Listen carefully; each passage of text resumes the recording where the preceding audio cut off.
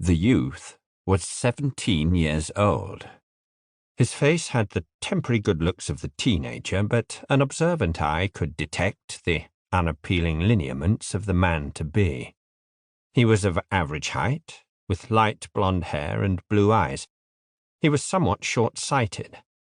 His neck was too thick, his body spotty and, apparently, malodorous. His legs were spindly and his stomach protruded.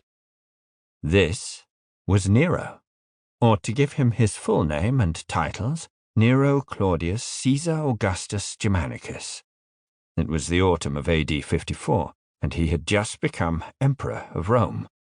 Surrounded by senior politicians, all wearing the dark togas of mourning, he was leading the funeral rites of his predecessor and adoptive father, Tiberius Claudius Caesar Augustus Germanicus, whom we know more succinctly as Claudius. The ceremony unfolded on the Campus Martius, the Field of Mars, a 500-acre grassland that stretched away north of Rome's city walls. It was a lung for the world's first megalopolis, which was home to an estimated 1 million inhabitants. The campus was a park, dotted with temples and other public buildings, and people of every class escaped there from the city's noise, crowds, and smells, and engaged in leisure pursuits. The wealthy raced around in chariots or exercised their horses, while those of lesser means amused themselves with playing ball games, trundling hoops, or wrestling. When necessary, there was plenty of space for military maneuvers, as the field's name in honor of Mars, the god of war, indicates. Some of the ground was marshy, and there were frequent inundations. A central swamp was organized into a small lake. In the west, the river Tiber rolled along on its way to the sea, and to the east and southeast, hills closed off the scene. A commentator of the day observed that these distant features present to the eye the appearance of a painted backdrop. Indeed, the overall impression was of a very large stage set, with a fine panorama from the vantage point of Rome's citadel, the Capitol. Today, the mood was melancholy and given over to state solemnities.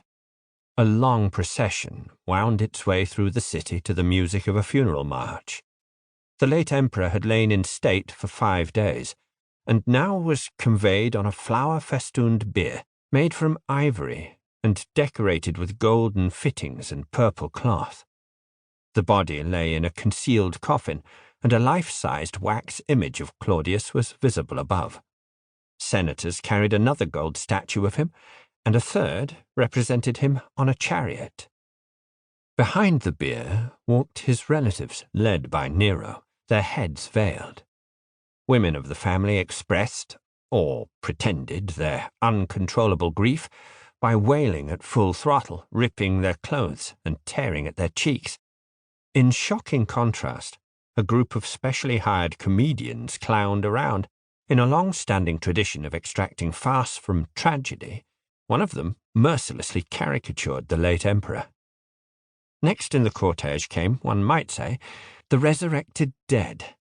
Down the generations, leading aristocratic clans commissioned realistic death masks, or imagines, made from wax, of their most distinguished members. These were worn at funerals by men who resembled the originals in body shape and size. They rode in chariots and were preceded by functionaries carrying the insignia of the public offices they had held in life. The long line of mourners paused in the Forum, the city's main square, and Nero, as his heir and next of kin, delivered a eulogy. Claudius's ancestors sat in a row on ivory chairs and listened to the youthful emperor deliver a polished speech in praise of his adoptive father's achievements. An impressed Greek historian asked who would not be inspired by the sight of these personalities from the past, all together and as if alive and breathing. Eulogy over, the cavalcade left the city and entered the green plain. It came to a halt beside an open-air crematorium, or ustrinum, reserved for the Imperial family. Between a circular iron fence and a white marble inner wall, black poplars shaded an enclosure where Claudius's pyre, an assemblage of wooden logs arranged in the shape of an altar and papered with dark leaves, was waiting. The corpse and the couch were placed on the top of the pyre, and Nero put a torch to the whole elaborate ensemble. Perfumes were thrown on the flames, also cups of oil, trinkets, well-used clothes, dishes of food that the deceased had especially liked, and other items of sentimental value. When the pyre had burned down, the embers were soaked in wine. The bones were gathered up, placed in an urn, and carried to the place of burial. This was the vast mausoleum of Augustus, founder of the ruling dynasty. Erected about 75 years previously near the river Tiber, it was a short walk from the Ustrinum. One of the largest tombs in the ancient world, the monument stood about 150 feet high and 300 feet in diameter.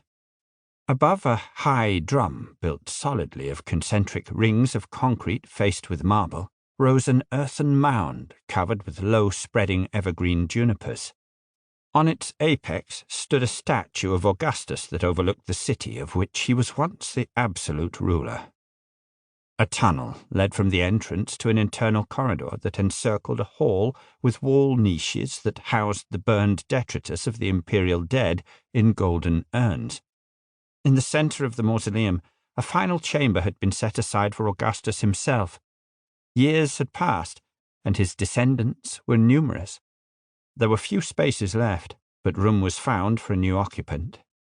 Nero watched as leading businessmen, barefoot and wearing unbelted tunics as tokens of grief, deposited what was left of Claudius in its niche. Nero's reign had well and truly begun.